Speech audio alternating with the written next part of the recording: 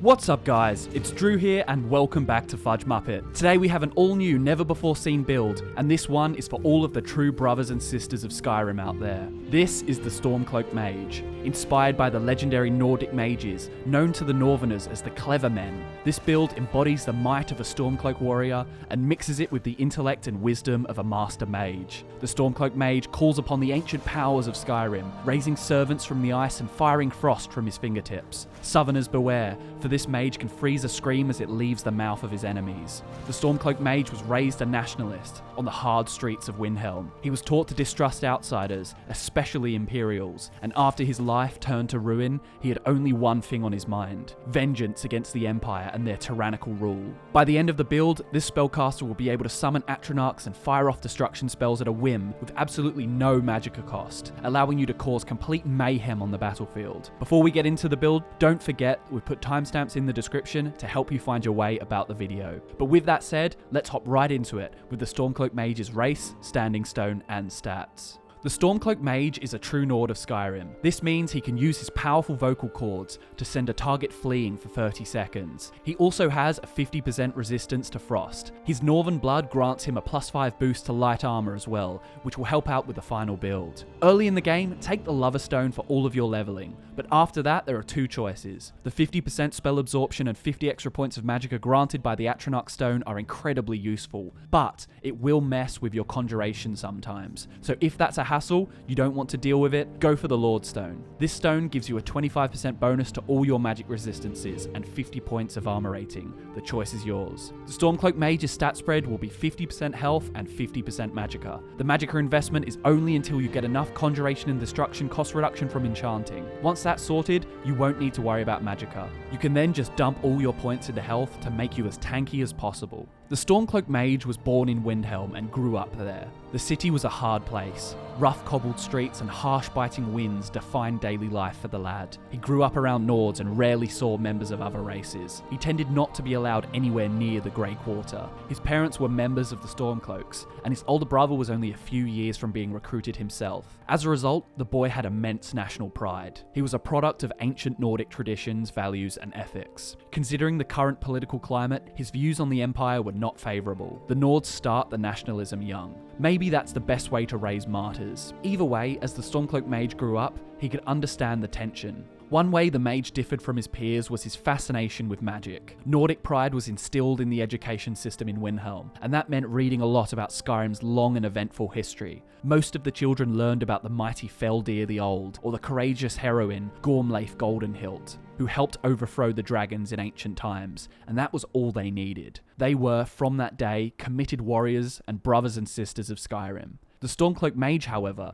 took a shining to stories about the Clever Men. The Nords of old used to call their wise and powerful mages Clever Men, and once upon a time they showed great reverence to them. Nowadays, things were different. He knew how the Nords felt about magic users these days. They weren't to be trusted, but the Stormcloak Mage couldn't wrap his head around why. Magic is powerful and awe-inspiring, so why did the Nords insist on leaving it to the elves? The power should be harnessed to protect the Nords of Skyrim. The Stormcloak Mage approached his parents about his desire to study magic, and while they supported their son, they were concerned about his safety. They were worried he'd be seen as untrustworthy by everyone they knew, and they couldn't very well send him to Winterhold, where the townsfolk still harbour a grudge against the mages ever since the devastation caused by the Great Collapse. They tried to persuade him to follow in his brother's footsteps. Yoren, his elder brother, was the best swordsman in his age bracket, and was already being welcomed in open arms by Ulfric Stormcloak himself. But the mage was adamant. He wanted more than to wield a sword and shield. He wanted to gather intelligence, to be the mastermind at Ulfric's right hand.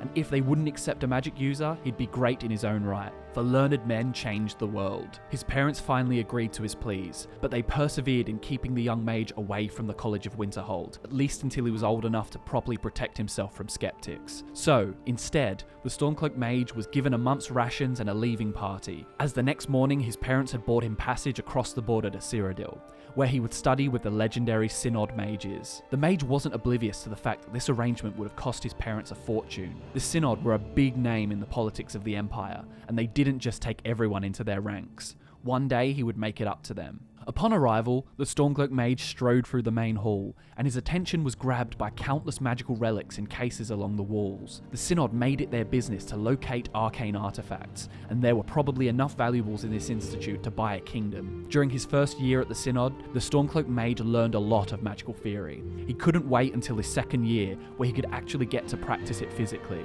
It was early on a Saturday morning when the mage was reading a tome on the importance of safe casting in regards to destruction magic, when one of the tutors came to his door. The knocking on his door was enough to make the flame on his candle wobble, and the vibration sent a ripple through the melted tallow. Startled, the Stormcloak Mage rose and opened the heavy wooden door. One of his teachers, a usually placid and stoic man, looked unnerved as he handed the letter to the mage. He then gave the still confused mage his deepest apologies. The mage was perplexed. What on earth was this about? He unraveled the letter and made his way back towards the candlelight. The letter was written in his uncle's hand. Strange, he thought. Any letters would come from his mother or father directly. According to the letter, his parents and his newly recruited brother had been stationed at a Stormcloak camp in the Pale. There, they had been ambushed by Imperial soldiers. There had been 5 fatalities in a Stormcloak victory, and his parents and brother had been amongst those killed. The Stormcloak Mage dropped the letter and buried his face in his hands. He sobbed uncontrollably as the letter slowly glided to the floor. When he had recovered his wits, he sat on the floor and finished reading the letter.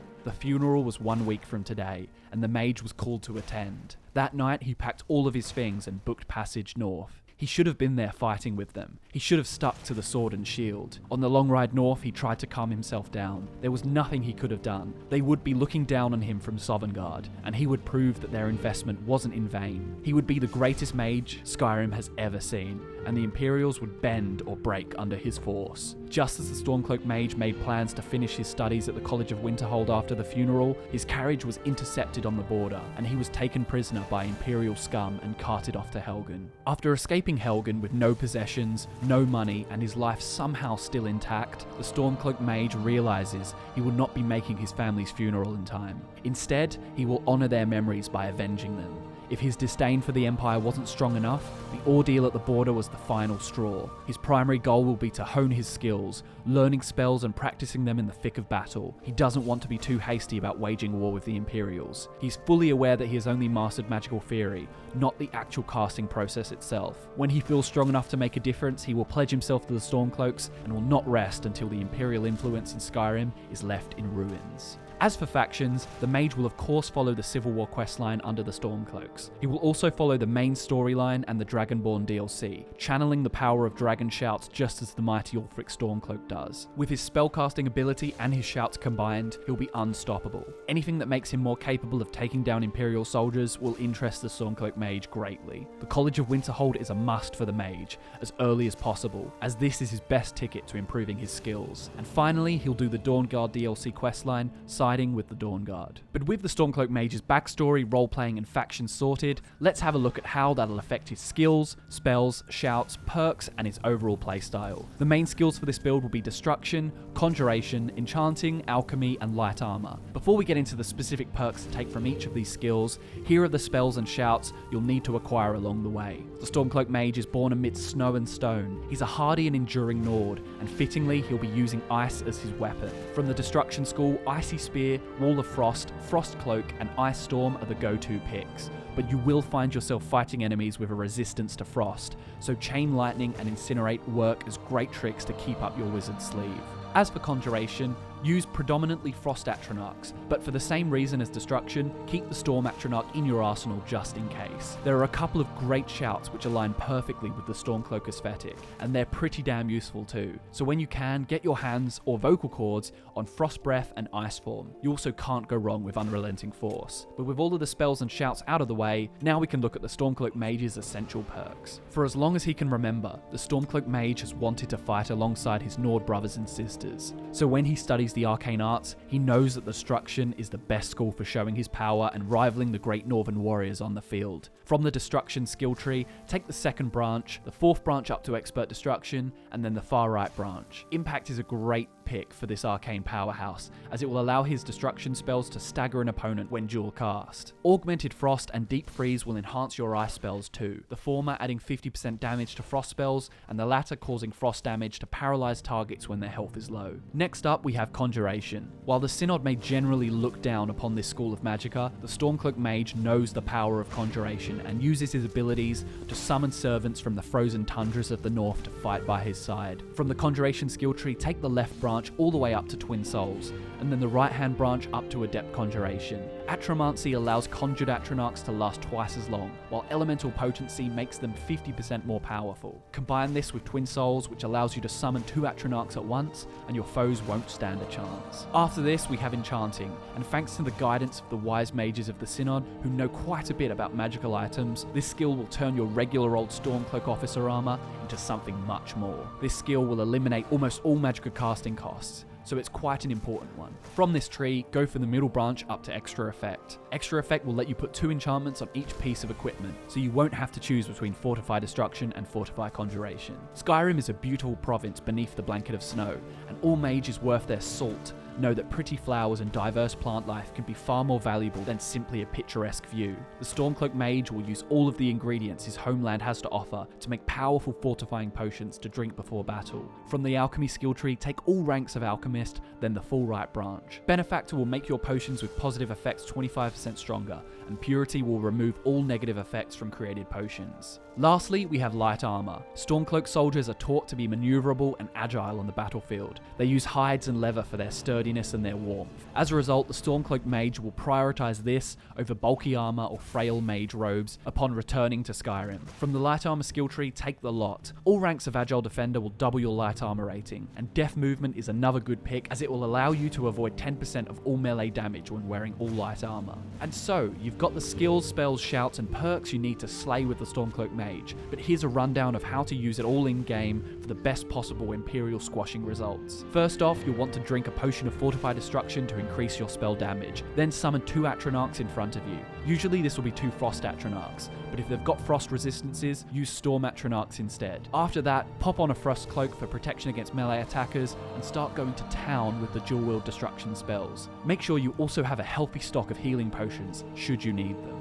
As for gear, the Stormcloak Mage will shockingly wear a full set of Stormcloak Officer armor. Then put on a ring and necklace of your choice. The Bonehawk ring is an option purely for the aesthetic. Juice all of this equipment up with enchantments. On the headpiece, chest, necklace, and ring, get Fortify Destruction and Fortify Conjuration, then put whatever you want on the boots and gauntlets. The last thing to remember is plenty of Fortify Destruction potions and lots of healing potions. Eventually, your enchanting will remove all spellcasting costs, but until you're an enchanting god, you can also use Restore Magicka potions. Also, Fortify Conjuration potions will increase summoned Atronach durations, so they may tickle your fancy too. Subscribe to FudgeMuppet if you're new to the channel, and give the video a like if you enjoyed the Stormcloak Mage. Down in the description you can find timestamps to help you navigate the video, as well as all links to our social media accounts. Follow us on Twitter to keep up to date with everything FudgeMuppet and to interact with us directly. As always, thank you so much for watching guys, I've been Drew and I'll see you in the next one.